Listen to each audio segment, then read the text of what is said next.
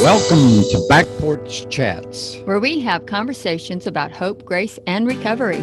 Our mission is to shape 12-step communities where sponsors and sponsees support each other to move beyond the shame of abuse. We are dedicated to sharing knowledge about the connection between addiction and sexual abuse with people who are struggling to stop their destructive, compulsive behavior. Are you ready to embrace freedom from your past trauma? And help others do the same? If so, grab a cup of coffee and join the conversation on the Back Porch with Vince and Gina. All right, Gina, another podcast.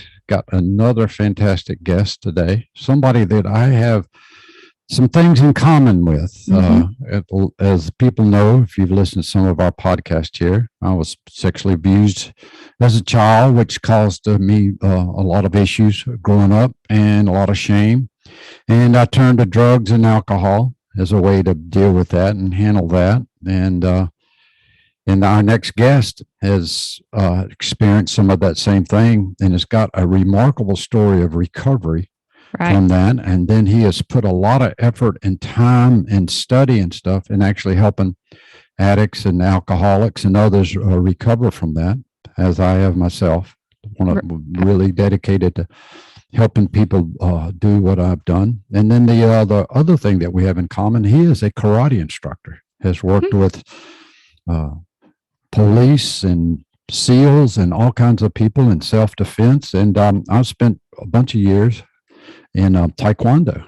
I have a black belt. He's got a 10th degree black belt and Grand Master in karate. And I got a 2nd degree in Taekwondo.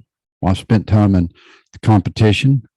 Back in my 30s, I was in the top 8 in the American Taekwondo Association tournament circuit. And I think you did some competing too, but before we get into that and talking about that, let's talk a little bit. Why don't you bring on a bio of our guest? I sure will. I'm Gina, kind of rushing through this today. I wanted to mention that he's interested in, or we're very educated in, some of the food aspects with addiction. But before that, and I'm excited to hear about that. Before that, his name is John Giordano. Did I say that right, John? Giordano, yes. Anyways, he is the son of a heroin dealer. He's dealt with childhood trauma. He fell hard onto drugs and alcohol. And after his family got on to him about it, he went to rehab and left with a commitment to help others afflicted by drugs. Now, here's the part that's got me really intimidated because I love education. He's a certified addiction professional, master addiction counselor, certified hypnotherapist, certified criminal justice specialist, certified practitioner of EMDR. I'm really interested in that. Science medication specialist, mindfulness and powerful mind-body awareness therapy skills. He's just got it all going on. And probably my favorite, master in neuralistic programming. I love that. And anyways, he after being in treatment and working on his own, not liking what he saw in the treatment facilities, he opened up his own. I really want to know how he did this center with $300 in his pocket. That's crazy. Anyways, John is also the author of 2 books, How to Beat Addictions and Live a Quality Life, and a proven holistic treatment for addiction and chronic relapse. He has contributed to over 73 scientific research papers. Hello, John. Hi. There was one more book you left out. Oh, that's my latest book. Okay. It's my life story. It's a kid from the South Bronx who never gave up. And what I did is I wrote it to help motivate people, to show them that, I only went to the 9th grade. I got sexually abused when I was a kid. My father went to jail, and I turned $300 into $45 million. That's crazy. That's when I sold my treatment center in 2012.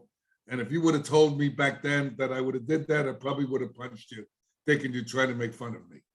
Well, that's very inspiring to us because Gina and I don't have quite $300 and not recently retired, and we're trying to kick off this adventure here, Back Porch Chats, and bringing that and some other stuff that we want to do and bringing help to the family and stuff. So, Shoestring budget. yep.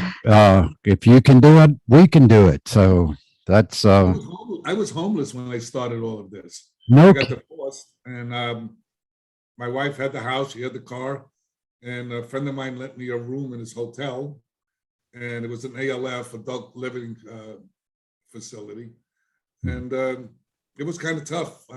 Somebody loaned me a bicycle, and that's how I started my journey in recovery. That that's amazing. Yeah, and I don't think we have to get all the way to 45 million to think we're successful.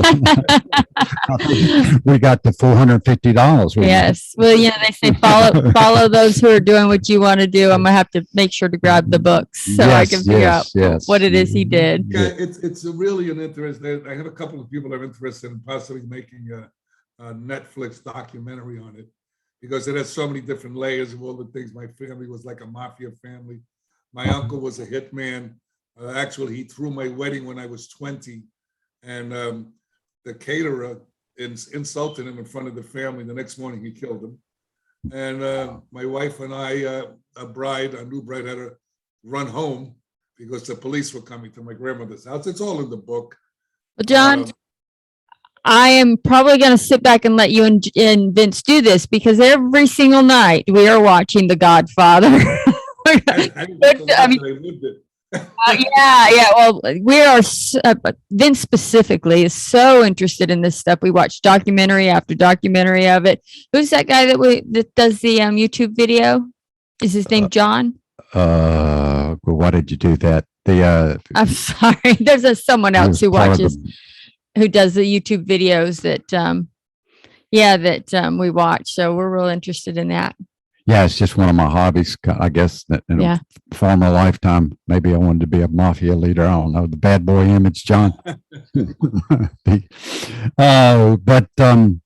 So let's jump right in here. Yeah, I know from my own personal experience that was one of those experiences early on that just seemed to kind of shatter my self-concept and stuff. And I remember for me, I was full of shame, wallflower, lacked confidence. And boy, when I took that first drink of alcohol, I could dance. I was off the wall in the middle of the room, the life of the party, funny, all that stuff. And I spent the rest of my life kind of chasing that feeling. Long after the alcohol and drugs quit working, I was chasing that feeling. So I don't know if you relate to that any at all, but tell us a little bit about that early part of your life, John. The early part of my life, well, what happened was my dad went to jail when I was 8. I got molested when I was 8.5 by some boys in the neighborhood.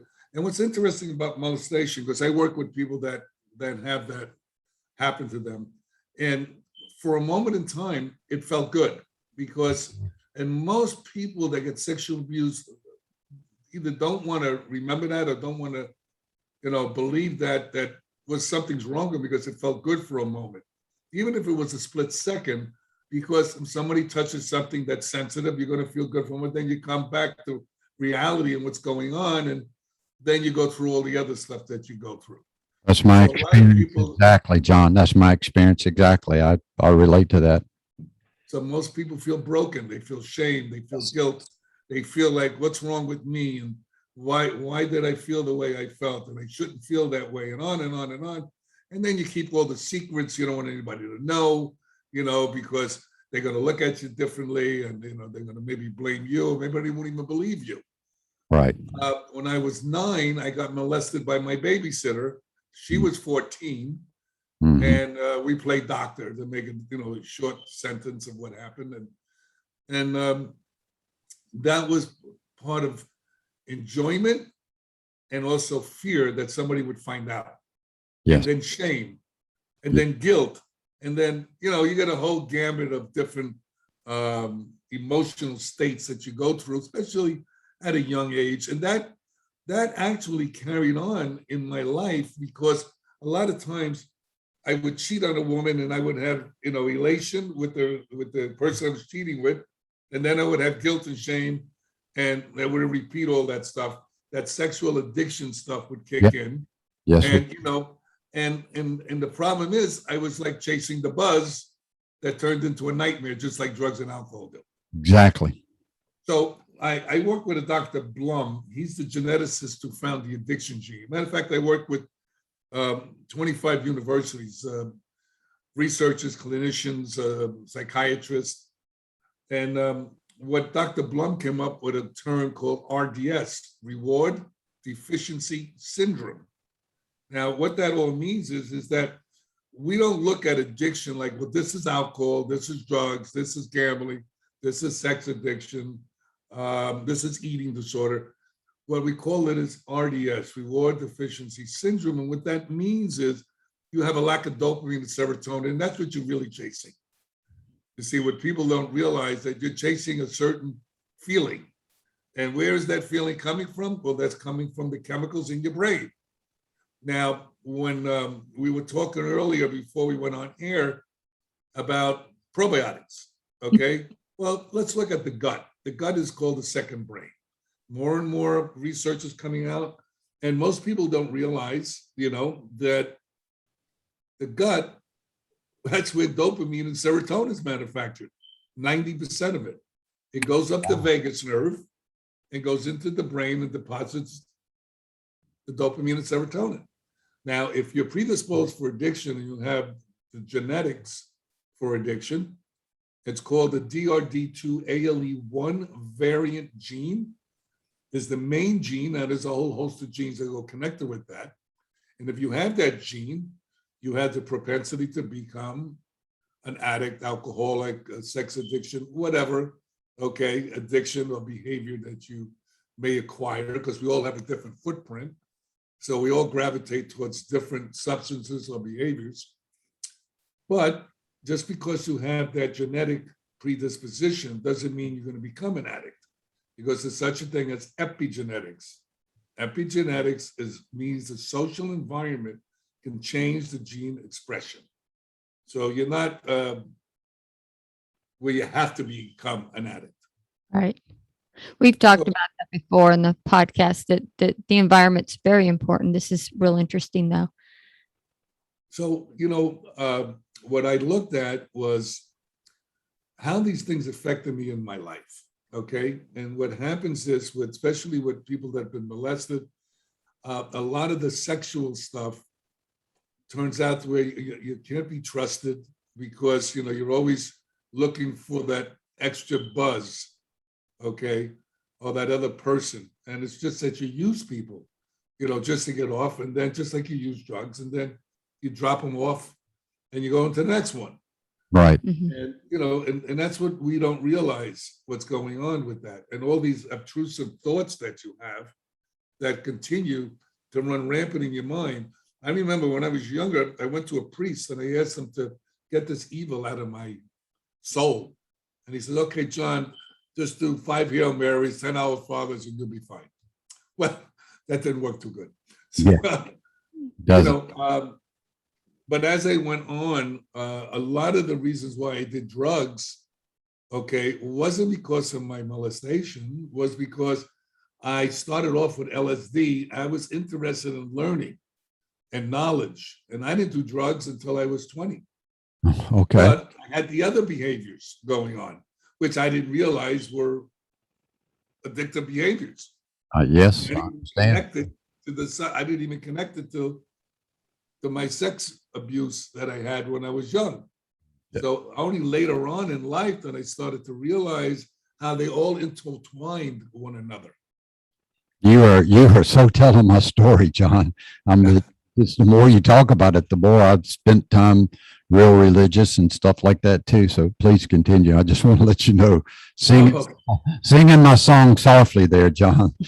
Well, what I found out, we're human beings. We're all interconnected, and emotionally and intellectually, believe it or not, we connected. And when we have something like sexual abuse and all the sexual addiction and all this stuff, there's only so many stories that can be told, and eventually they just keep running over each other. That's yes, I preaching to the choir, John.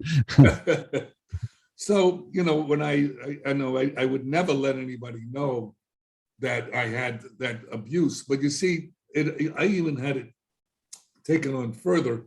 The neighborhood I lived in had a lot of kids that came over from Italy, Mhm. and we used to hide underneath the staircase in the apartment buildings, and we used to have sex with each other.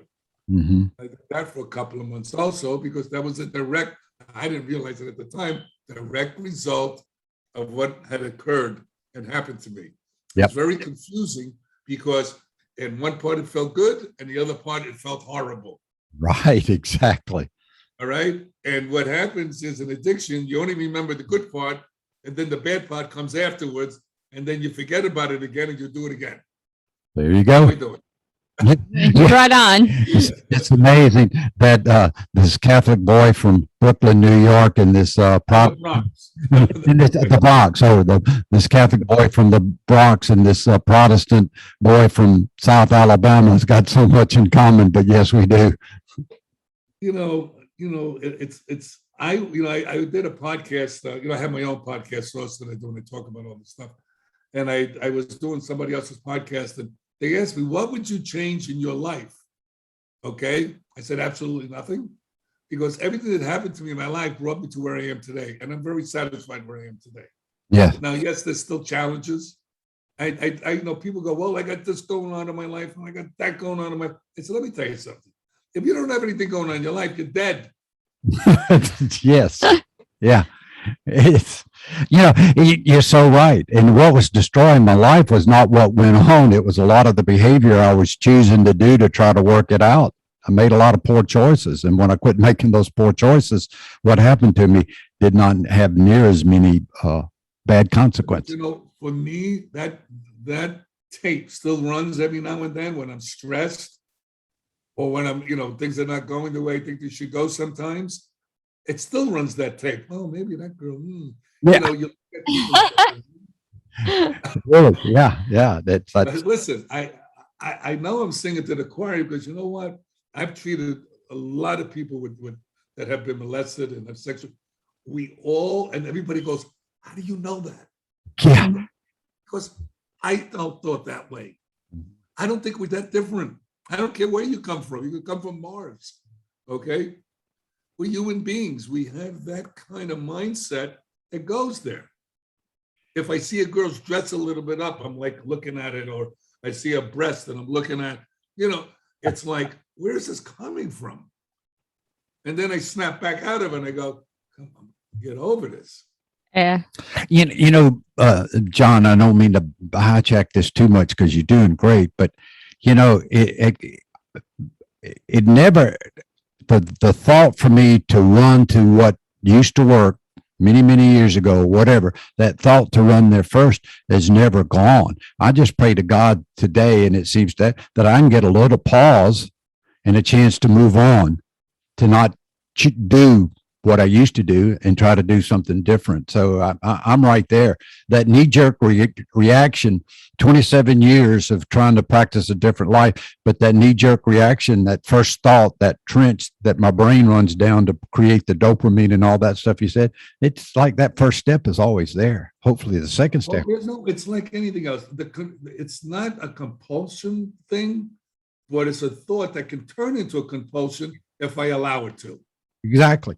Yeah, that's what I keep telling Vince. He's not so different from a lot of the guys I've met. He just is aware of his sex addiction, aware of his behaviors, and the other guys, they're not. They just don't care. And then the second step, at one point, not since we've been together, I hope, he doesn't act on it. And a lot of the guys I tell you, it's a from what I know from myself and other people that I treat, it's a constant challenge. Mm-hmm.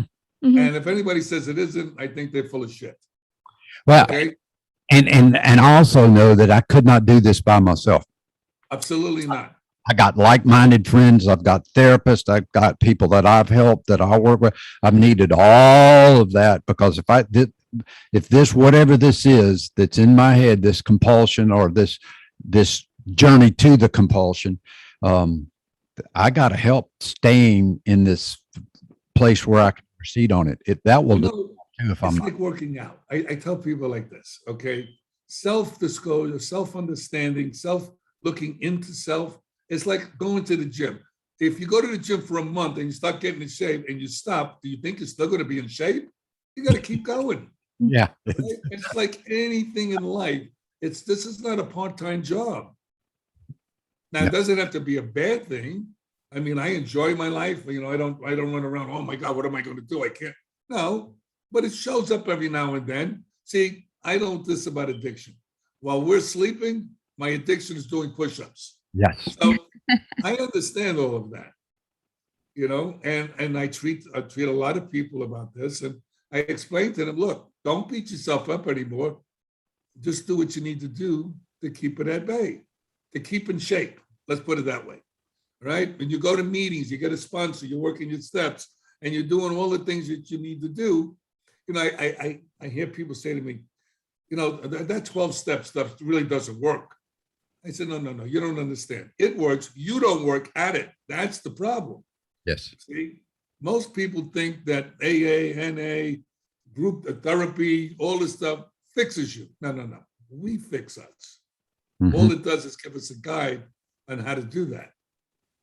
That connection to people that might just be a little bit ahead of where I am, that can guide me through it. And the other thing that I found out is I love connecting with the people that have been there 2 or 3 years and are rediscovering all over again how gratitude might work in their life. I need, you know, this the whole thing. It's not just one and done, the pill. You're so right. For me, it's. You know, listen, I'm in recovery now, going on 37 years. Mhm. And you know, you got 27 years, and whatever. Listen, if you got a day, okay, you're doing good. Yeah. All right. So I know there's people listening out there. Well, I can't relate to him. These two guys have got all these. Let me tell you something. Every morning you get up, okay, it's a new day, and it's a new challenge, and it's a new enjoyment. And the bottom line, you got to be vigilant. That's all. It's like anything else in life. So what I did was, my son almost died from this disease, Mhm. and I watched them put charcoal down his throat. Mm. And blaming I was in recovery at the time, blaming myself and beating myself up. And, you know, and then my recovery kicked in, and my sponsor kicked in, and my therapist kicked in, and they go, John, it's just like you made your choices, he made his choices. He could have learned from you, okay, moving on with that. But instead he didn't. But today my son has 18 years, but, you know, I'm one of the blessed ones. But so I wanted to know what was missing. I said something's missing, because any of the disease, they got a 5 to 8% recovery rate. They would go, we got to keep looking.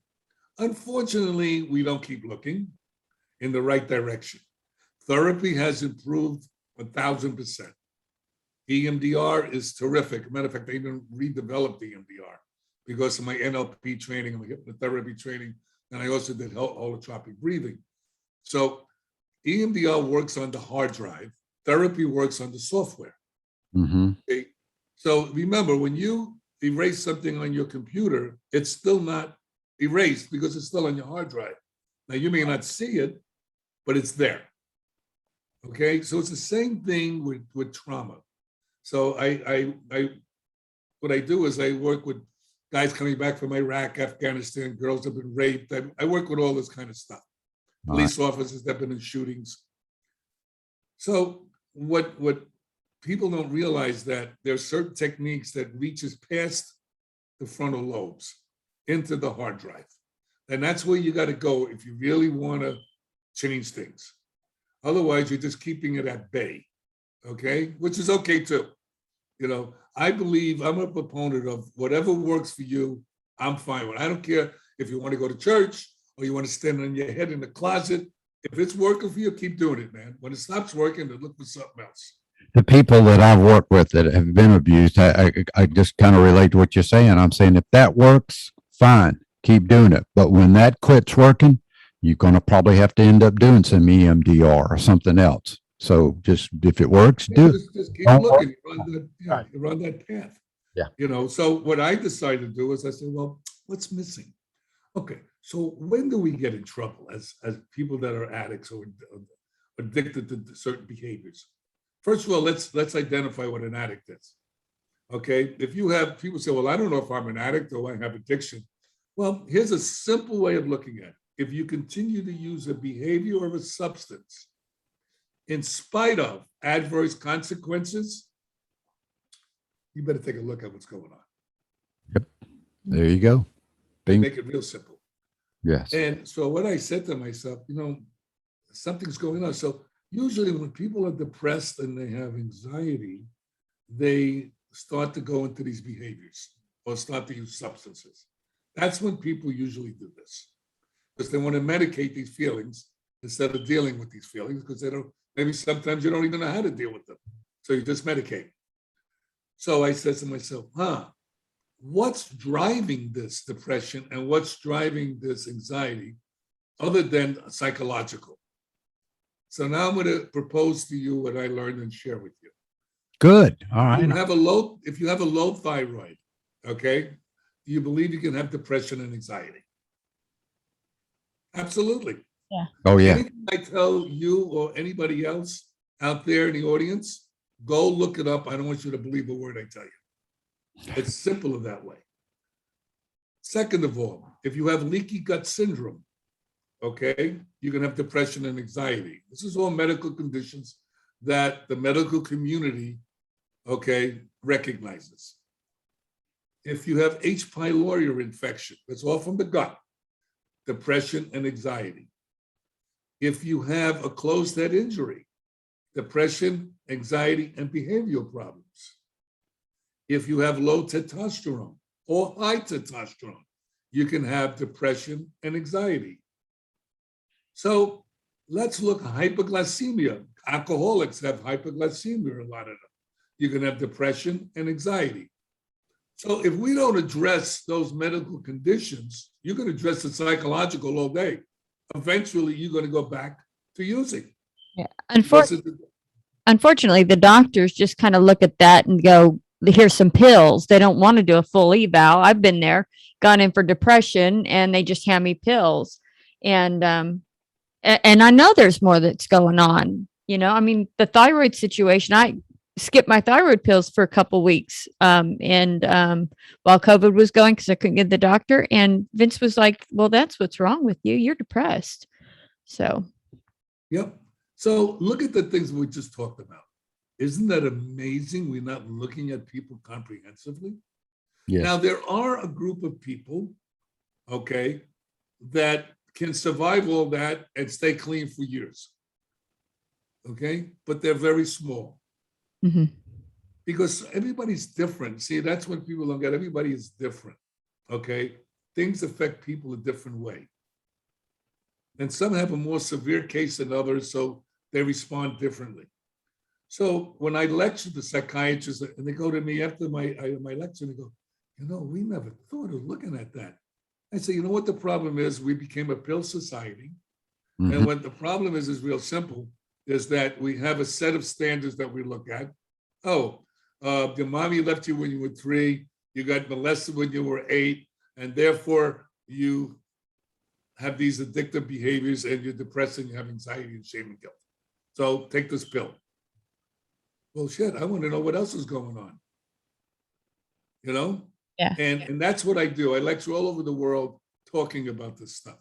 And another thing, treatment centers are no longer, I don't think they ever been run by treatment centers. The insurance companies and the pharmaceutical companies run treatment centers. Yeah.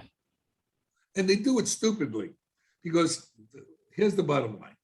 You need at least 60 to 90 days, okay, minimum, okay, depending on the severity of the illness, because the brain needs time to recalculate and to start to heal. Who is going to argue with us if you say drugs and alcohol damage the brain? Hello? Okay. Yeah. So this is the issue that we're not looking at. We're not giving time, like we have in the program, we call give time. Mm-hmm. That's because your brain needs to recalculate and you need to be on a different path with different information. And the problem is what the insurance companies don't get is, and these kids today are completely different than I know when I went through treatment. Yeah. They have their insurance card is like a passport for 3 hots and a cot. Yeah. Mm-hmm. See, so they go from treatment center to treatment center. They come in a treatment center, they come out, they relapse. Then and they go back into another treatment center, and then they come out and they relapse. Well, if the insurance company ever did, numbers don't lie, people do. If they ever figured out how much it's costing them with them hopping around from treatment center to treatment center, why don't we try doing it the right way, or a better way, or a different way, and see how that works? Now, there is a proof that 90-day programs with aftercare really, really work. Now, how do I know that? Well, they got the Physicians Referral Network. It's called the PRN. Right. Those are when doctors get caught, using, or when they turn themselves in, they have to go to 90 days inpatient program, and then they get a 5-year aftercare program where they get their urines checked weekly. Got a couple of They have friends. a 95% recovery rate. 95%. Wow. I mean, look, it's common sense. First of all, what is treatment? Treatment is scratching the surface. Okay? You're waking people up to the possibility of what could have been, should have been, and what happened. Now they leave treatment and they're back into their old behaviors, their old places, people, and they just have minimal information about what to do. Aftercare is one of the most important parts of treatment. It's what you do after you get your diagnosis. You got diabetes, if you go back to eating chocolate and cakes, guess what? You're gonna have a big problem. So it's the same thing with any kind of addictive disorder. You have to continue on that pathway of learning, changing, growing. You have to eat differently. You have to, what do you have to, people say, what do I have to change? I said, everything. I said, what did you change when you were a baby after what you did? You changed everything. Babies don't have this problem. Yeah. So, you learn to manipulate, you learn, all the tricks of that you do, all right, how to lie, cheat, steal. These behaviors have to be addressed because that was your survival mechanism, So this is what I talk about. And there's other substances that people don't realize. Like, for instance, we called a detox center detox, right? Right. Mm-hmm. They're not. If you look up the word detox, it means to detoxify, right? Yeah. We're not detoxifying, we're putting other toxins in on top of other toxins. What are we really doing? We're stabilizing people. And we're not even doing that well. People don't stay in long enough. The brain is, look, a guy's using drugs 20 years, you're drinking 20, you think 5 days is going to, it's almost comical. It really is. Can't say how many And they say, well, you're not ready. Yeah. Well, I can't tell you how many times people come out of detox and come into the rooms of the 12-step rooms that I work with, and somehow or another they think 5 days to 30 days is going to solve the problem. And I'm, it's kind of like, well, no, you don't even have a beginning yet. Yeah. Yeah, because we're in a hurry. We're addicts. We want everything yesterday. Yeah, right. And we don't want to work at it. We just want to look, okay, I know I did it, so now what? Okay, now I'm going back to my life. Yeah, you're looking for the finish line and you haven't even made it to the starting line yet. Right, you got it. Okay, then I love when people say, well, I want to get back to my life. I said, which life is that? The one you did. Yeah, that's right. Yeah. So this is my journey. There's a thing called ibogaine. Are you guys familiar with ibogaine? Probably not. I'm looking at the word. I wasn't even sure how to pronounce it. We got it on our notes here. Tell us about it. Ibogaine. Okay, I'm one of the leading experts on plant medicine, which is now coming to be. Okay, and a lot of people going, "Oh, that's a drug." No, listen. Let's get real. Okay, number one, look at all the drugs you're taking from the psychiatrist. You want to call that a drug? Mm-hmm. Okay. What about Tylenol? What about caffeine? You can go on and on and on and on. But there are things that our creators put on the earth to help us. They don't necessarily have to be bad. Now, they can be used badly, just like anything else. Okay, you can abuse them. Okay, just like anything, other medicines that we take. But so ibogaine is a bush from West Africa that was used by what is called the Weedy tribe. The Weedy tribe used it as a rite of passage. And it's a psychedelic. And what it is the most interesting compound I've ever seen. So I work with Dr. Deborah Mash, who's a neuromolecular scientist at the University School of Medicine. And she worked at the Brain Bank and also the Alzheimer's Foundation. And she's one of the leading pioneers in this research. And I worked with her for about 13 years on the island of St. Kitts because we couldn't use this substance in the United States because it's called a Schedule 1 drug. So it's illegal. Now, there's a lot of misinformation about it. And the problem is if you use things wrong, you're going to get the wrong results. So we did it like a medical model. And it was founded by, I laugh every time I say this, by a guy named Howard Lutzoff. Howard Lutzoff was a heroin addict, and he wanted to get a new high. And here's a guy that did 20 bags of heroin a day, all right? And he took the substance, and within 24 hours, he was detoxed. And he didn't have any cravings. So being a good addict, he says, wow, I can make money with this. So he took it to Panama. And what he did was he opened up a facility, got in touch with Dr. Mash, all right? And after a while, Dr. Mash realized, the way this guy was operating, so she left and she took the information and opened up in St. Kitts. We've had people from all over the world come there that did not believe that you can detox people in 24 hours and with minimal residual. But you see, that wasn't the only part. What we did was I would introduce the people to look at their traumas, to look at all, and they would come in the worst of the worst. I mean, half of them were falling asleep as I was talking to them. And I would prepare them for their journey. We would put them in first of all, we would put a heart monitor on them. Make sure for 24 hours that the heart's functioning properly. We would give them toxicology tests to see what drugs are on board. We would give them a full workup to see what's going on with them. And then we would take them to the island and we give them another workup with some EKGs, okay? And then we put them in a hospital bed. We put an IV in their arm, just in case we had to take them out on any sentinel events, a heart monitor on them, eye shades on them, and a headset playing music. So we kept them in a containment field.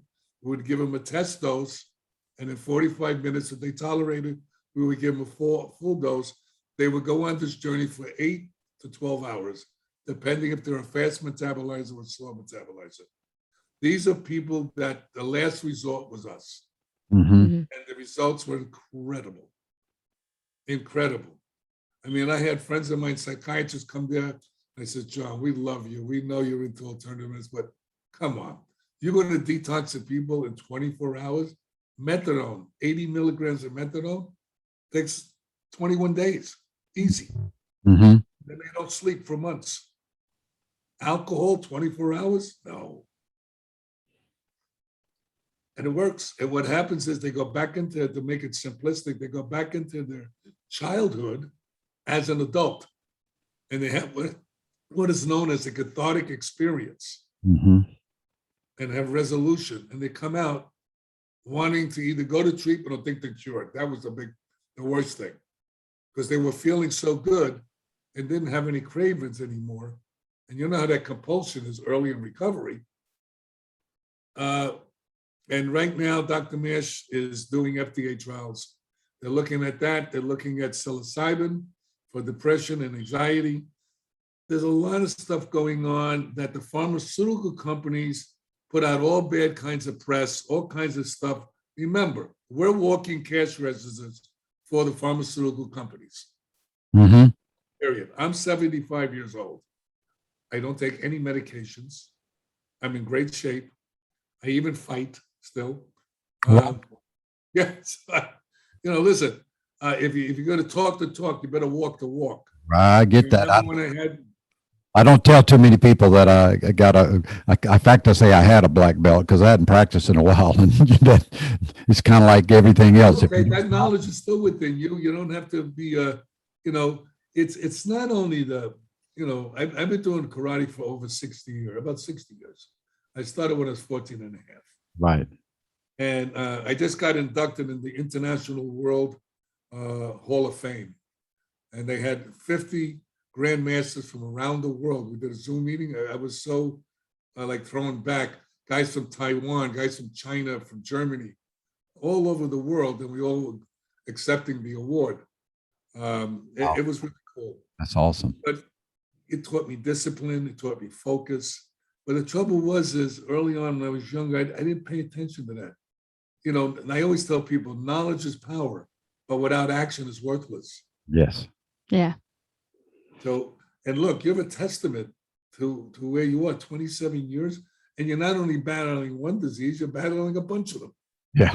Yeah. So, you know, it's like you're fighting an army. Okay. So Yes. I hell, wake up in the morning and I feel like I lost that battle yesterday a lot of times, but listen, you're more than a black belt. Okay. I want to back up a little something that when you was talking about detoxing and stuff, because I got a couple of guys that I've worked with, and you're so right. These younger people that are coming that are coming in now, they're coming in younger. You know, back when I first started, people were in their 40s and stuff coming in. 40s and 50s, exactly right. Life damaging consequences. And now with the opioids and the crystal meth and all that stuff, the alcoholic rooms are filling up with younger people. And there are some unique issues with that stuff that can be a struggling for guys kind of like me. But I am finding that Suboxone seems to be an especially problematic cure. Oh, thank you very much. Oh, is it problematic? You have, believe me, most people have no clue because they're suppressing that information. I did a research paper with Dr. Blum on Suboxone, and Suboxone is buprenorphine and naloxone. And Dr. Blum was one of the original investigators on naloxone. Now, naloxone, they put in Suboxone because they can't shoot it up. That's why they have it. It's a minute little piece they put in there. And Suboxone, people have such a tough time of getting off. I love the pharmaceutical company. Here's what they do. They get you hooked on oxycodone, Oxycontin, right? Then they tell you, well, if you want to get off, you got to use Suboxone.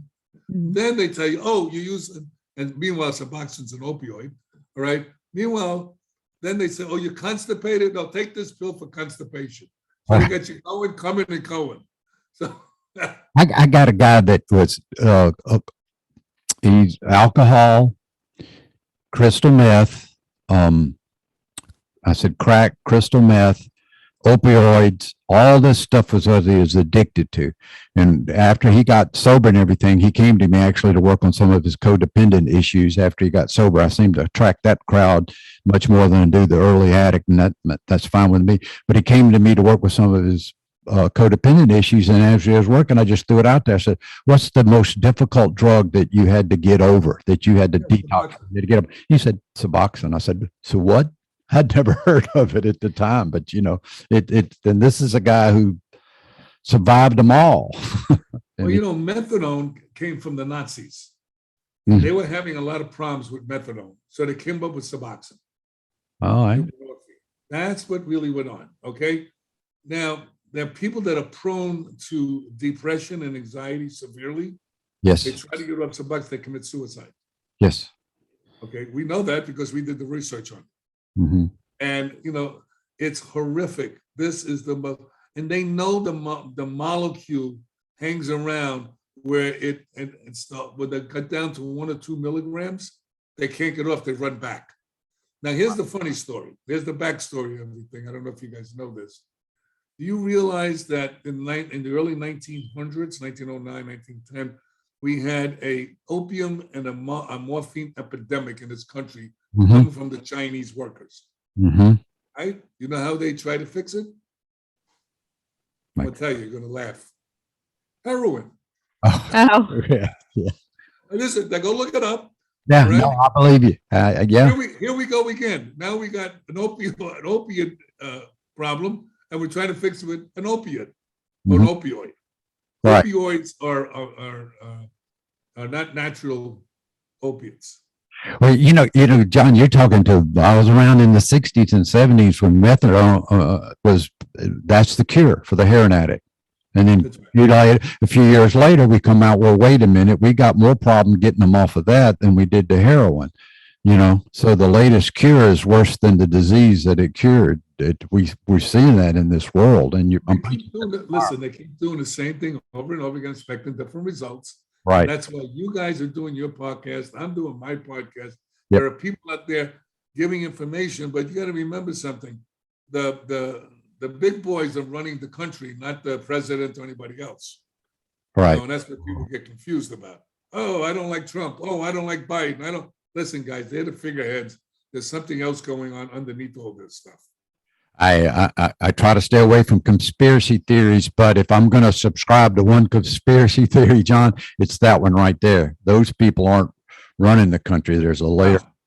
Absolutely. Listen, when you got trillions, not millions, not trillions of dollars, I know guys that'll kill you for 50 cents. Yeah. Yeah. So, listen, man. There's guys that'll kill you because you insulted them at a wedding the night before. Yeah, right. That's right. You guys got to get the book, The Kid from the South Bronx Who Never Gave Up. I think you're really, really, I know you're going to really relate to it. Yeah, I'm going to. Absolutely. Yeah. So any other questions? Well, it's this has just been amazing. It's fun. One of the things I love doing about it is being motivated to meet interesting people that have done what you've done.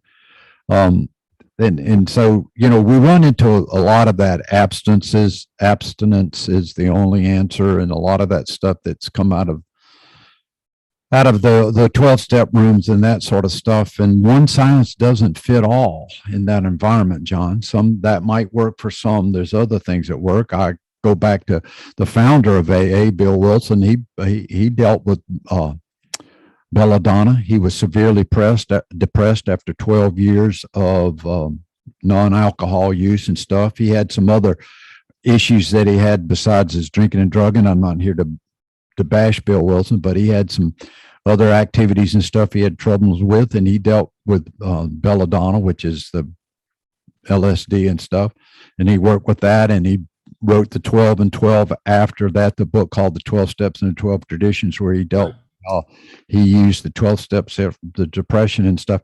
So this And is he also used nutrition. I don't know if you know that. no. Tell me about that. No, He knew nutrition really helped the addict, especially B vitamins. Wow.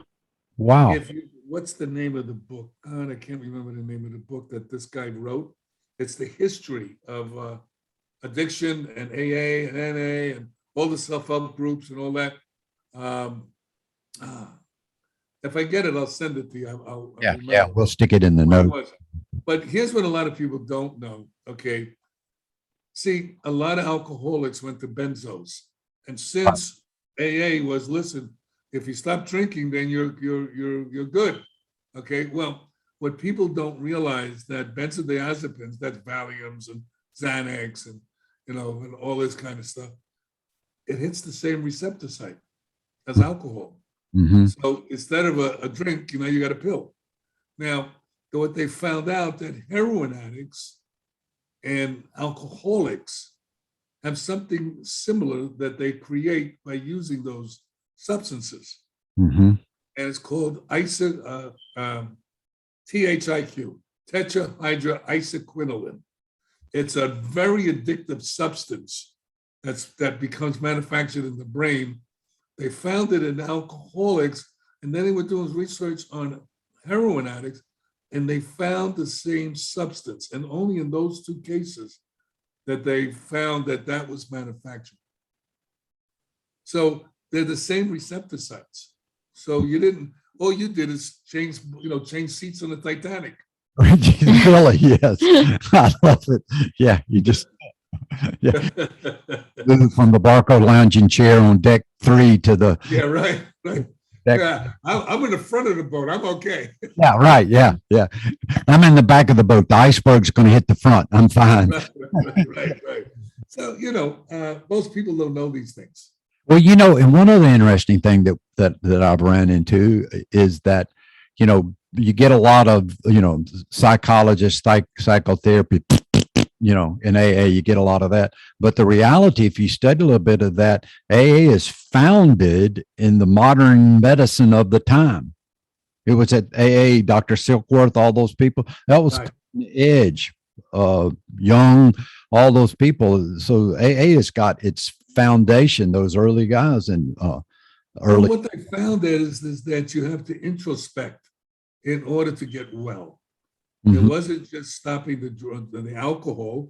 It was learning what's the drivers for all of this stuff. But they only went halfway. See, that's what I'm trying to explain to everybody. We got to go the other half. I always tell people, look, if it's just psychological, it's only in my head, then I'll tell you what, send the head to treatment, leave my body home. Right. Okay. It's a whole enchilada, but it's integrated, just like our planet. Whatever happens on one side of the world affects the other side. And it's the same thing with us. And John, if I might put just my own little twist to what you said, and please forgive me for doing this, but I feel the need is that they went as far as they knew how to go. Absolutely. And they tell it, and it's said right there in the big book, today we know a little, tomorrow we'll know more. Well, guess That's what? right. This is tomorrow, and we're knowing more. Right. And we still don't know enough, and we're going to go learn more. See, when you're on the path to recovery, it's a process, not an event. Yes. So, it's like these programs, thank God they started something like that, because that's how I got clean. So the bottom line is that the NA came around, Narcotics Anonymous came around, because they felt that there was a shortage in AA. You used to go to an AA room, you couldn't talk about drugs. It's changing around here. Today it's completely changed in many places. Some places are still the same. But they're finding out that a drug is a drug is a drug. Liquid, pill, powder, whatever you want to call it, whatever causes these behaviors, okay, and these emotional traumas, we need to take a look at. The first 181 pages of the big book is the primer. It's not even the starting line. Like I went back to, like, it's the beginning, it's the warm up, it's the pre thing. So many of us want it to be the beginning, middle, and an end, and it's not the beginning. It's the introduction. In my experience, it's the introduction to the beginning. Yeah, absolutely. Yeah. Look. Listen, it took us years to get sick. It's going to take time to get well. How much time? Everyone's different. To me, people say, well, I'm recovered. Well, look, I look at life this way. As long as I'm alive, I'm probably still recovering.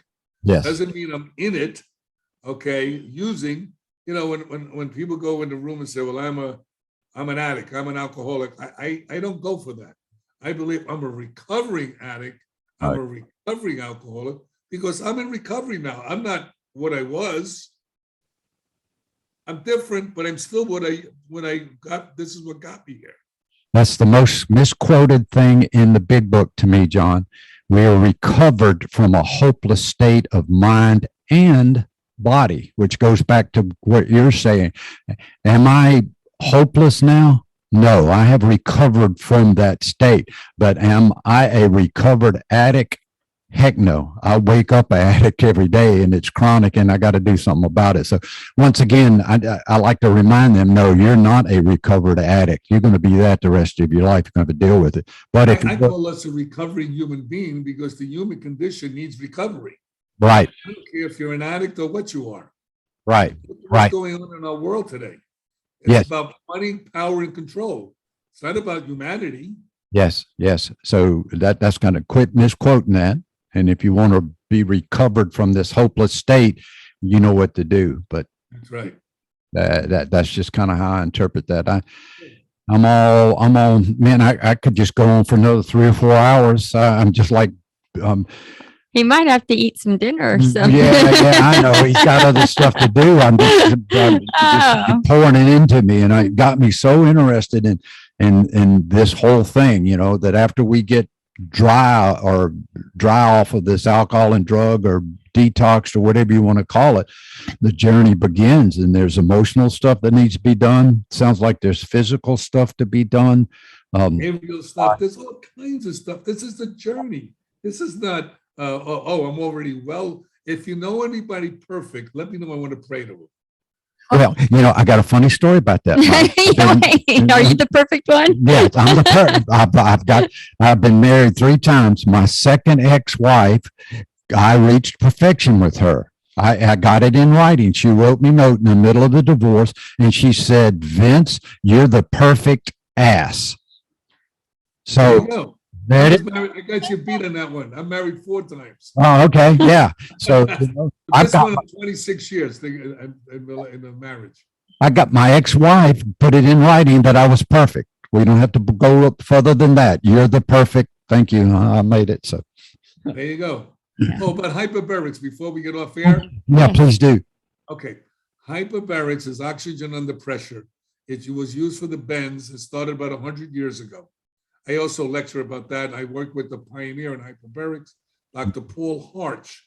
Mhm. He's the one that went to the Senate and got them to approve wound healing for diabetics so they don't get their arms and legs chopped off. Oh, right. Mm-hmm. All right. And hyperbarics, what it does is it actually is used for anti-aging. It's used for healing cuts, wounds, and it also is for TBI cases, traumatic brain injury cases. And that's what addicts do. They have TBI cases because drugs damage their brain and their brain's not functioning. So there was a research paper that just came out of Israel about hyperbarics. If you go 5 times a week for 3 months, 90 minutes, an atmosphere of 2, which means it's 15 pounds per square inch inside the chamber. All right. That, yeah, you guys know what telomeres are? What's that again? Telomeres. Yes. All I right. mean, yeah, sort of. Mhm. Okay, Yeah. telomeres are the ends of the chromosomes. So as you get older, the shorter. All right. What they found out. So that's your biological age, and chronological age is one thing, and your biological age is another. So what they found out that it increased the telomeres 20%, which is unheard of. That means your body's going back in time. So that's some of the things that hyperbarics does. Good. We are experiencing some audio difficulty here because of some stuff on our end.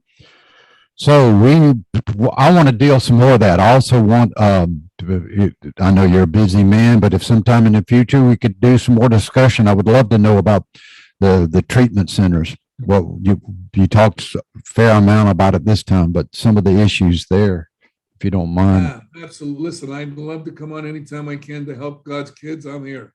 Right on. I love Right it. on. John, we are going to get your links in the description so that people can get a hold of you. Make sure we got those book titles in there as well. Right. All righty. That sounds good. Another podcast here with another friend, John. Golly, how can a kid from the Bronx and a kid from Mobile, Alabama have so much in common? Whole lifetime, a world apart.